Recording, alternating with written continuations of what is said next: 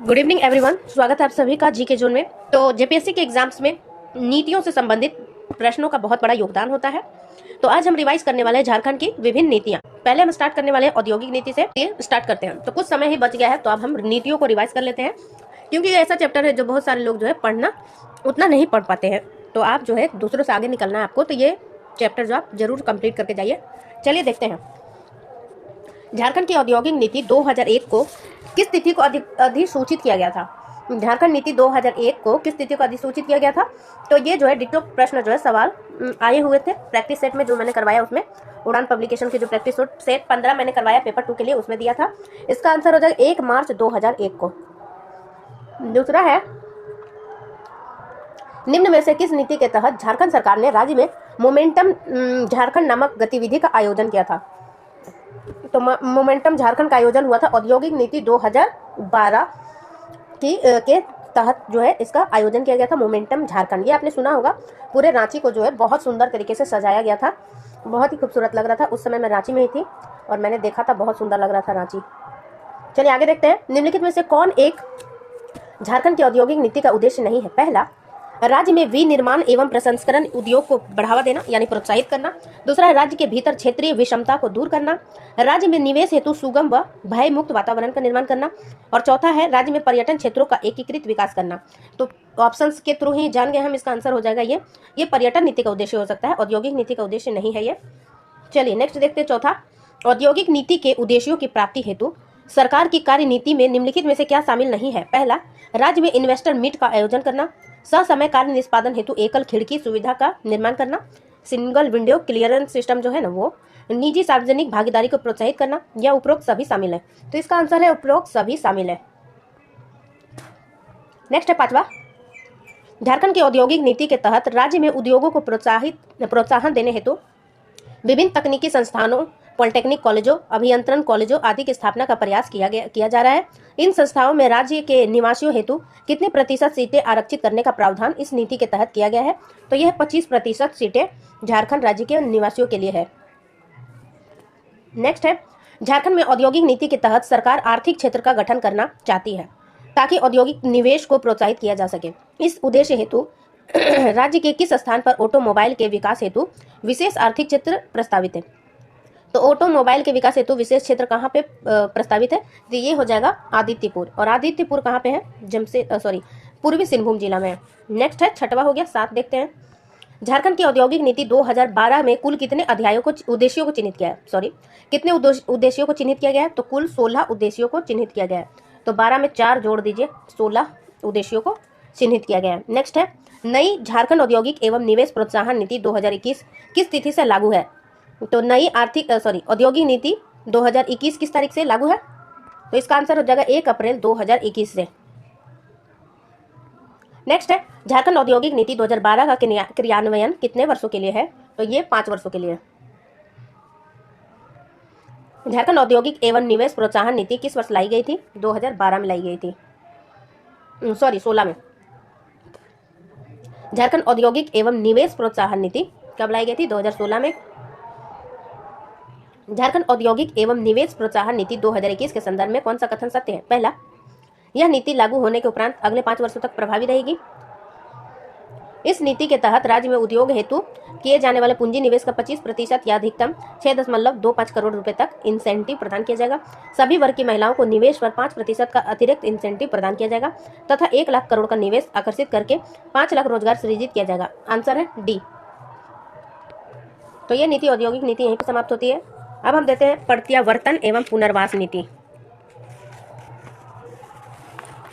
पहला है, प्रत्यावर्तन एवं पुनर्वास नीति 2009 के तहत उग्रवादी के प्रत्यर्पण को स्वीकार करने हेतु गठित स्क्रीनिंग समिति का अध्यक्ष कौन होगा। तो इसका अध्यक्ष हो जाएगा पुलिस अधीक्षक। ठीक है, इसका आंसर क्या है, पुलिस अधीक्षक। दूसरा है, प्रत्येक जिला में प्रत्यर्पण करने वाले उग्रवादियों के लिए गठित पुनर्वास समिति के अध्यक्ष कौन होंगे। तो पहला प्रश्न एक बार और देख लेते हैं, क्या लिखा है। एक स्क्रीनिंग समिति गठित होगी और समिति के अध्यक्ष कौन है, पुलिस अधीक्षक। जबकि प्रत्येक जिला में प्रत्यर्पण करने वाले उग्रवादियों के लिए गठित पुनर्वास समिति का अध्यक्ष कौन होगा प्रत्येक जिला के लिए। तो जिला दंडाधिकारी।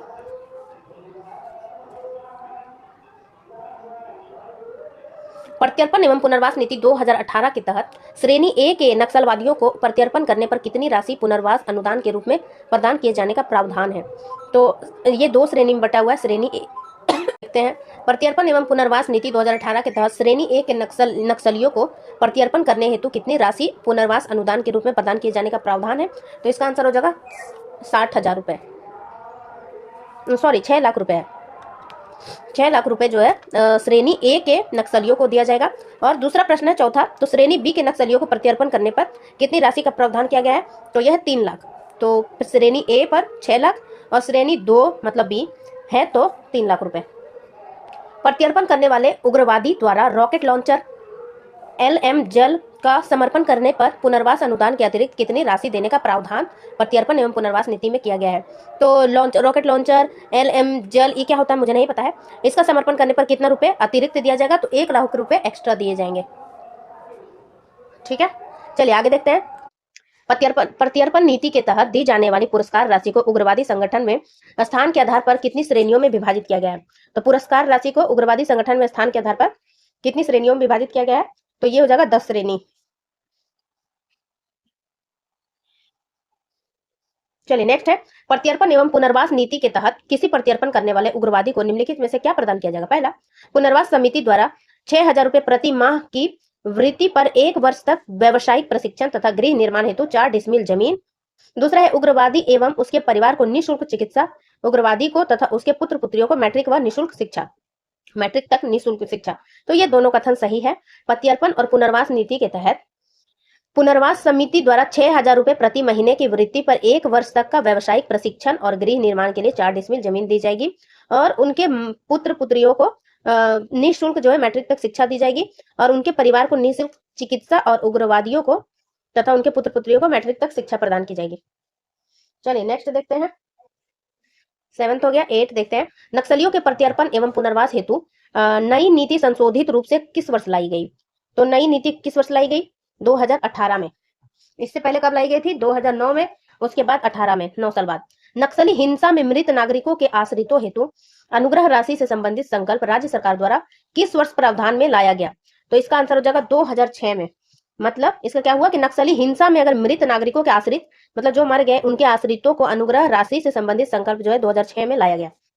तो ये भी नीति, 2 नीतियां हमने समाप्त कर लिया है। अब देखते हैं स्थानीयता नीति।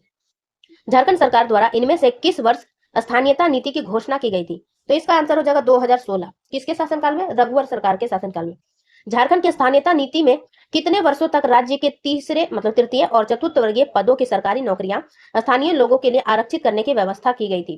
तो इसका आंसर हो जाएगा 10 वर्ष। ठीक है, चलिए नेक्स्ट देखते हैं। झारखंड की स्थानीयता नीति के तहत निम्नलिखित में से किसे झारखंड का निवासी माना जाता है। तो इसका आंसर डी है, इसलिए सारा पढ़ लेते हैं।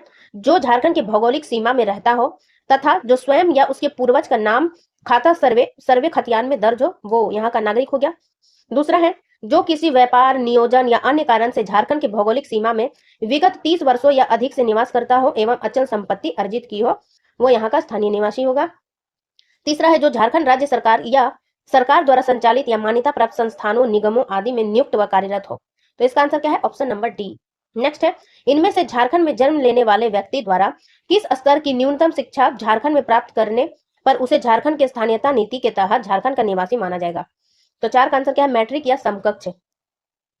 नेक्स्ट है, 5वां, स्थानीयता नीति के तहत झारखंड राज्य का स्थानीय निवासी के रूप में मान्यता के लिए कितने शर्तों में से किसी एक को पूरा करना अनिवार्य है। तो 6 शर्तों में से किसी एक को पूरा करना अनिवार्य है। तो कितनी शर्तें हैं, 6 शर्तें हैं। अब नेक्स्ट देखते हैं दूसरी योजनाएं, सॉरी योजना नहीं, नीति। तो विस्थापन एवं पुनर्वास नीति।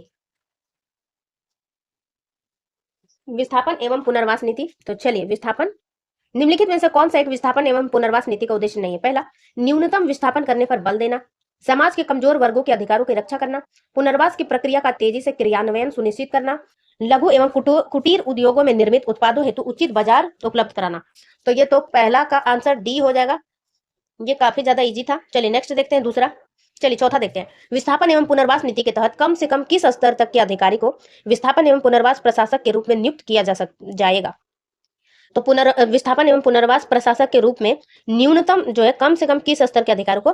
तो इसका आंसर क्या हो जाएगा, उपायुक्त। कम से कम उपायुक्त अधिकार के प्रशासक को चुना जाएगा। नेक्स्ट है, राज्य की विस्थापन एवं पुनर्वास नीति के तहत निम्नलिखित में से किस स्थिति में किसी परियोजना का सामाजिक प्रभाव मूल्यांकन कराना अनिवार्य है? पहला, सभी परियोजना के लिए सामाजिक प्रभाव मूल्यांकन अनिवार्य है। दूसरा, जिस परियोजना में सामाजिक रूप से किसी भी क्षेत्र में 100 या अधिक परिवारों का अनैच्छिक विस्थापन होता है उसमें। तीसरा है, किसी परियोजना में कम से कम 20 लोगों के प्रभावित होने पर सामाजिक प्रभाव मूल्यांकन अनिवार्य है। तो इसका आंसर हो जाएगा 100 परिवार। मतलब देखिए, विस्थापन कोई भी, जैसे कोई फैक्ट्री लग गया तो वहां के लोगों को विस्थापित करना पड़ेगा। तो जिन परियोजनाओं में सामूहिक रूप से 100 या अधिक परिवारों का अनैच्छिक विस्थापन होता है उसमें सामाजिक प्रभाव मूल्यांकन कराना अनिवार्य होता है। चलिए पांचवा देखते हैं, विस्थापन एवं पुनर्वास नीति के तहत सामाजिक सामाजिक प्रभाव मूल्यांकन में कितने दिनों के अंदर जन सुनवाई का कार्य पूरा कर लिया जाएगा? तो 1 माह के भीतर, यानी 1 माह के अंदर जन कार्रवाई पूरी कर ली जाएगी। छठा है, विस्थापन एवं पुनर्वास योजना के तहत की गई किसी घोषणा को कम से कम कितने समाचार पत्रों में प्रकाशित किया जाना अनिवार्य है? तो ये देखिए, आंसर है 3। Just 2 minute.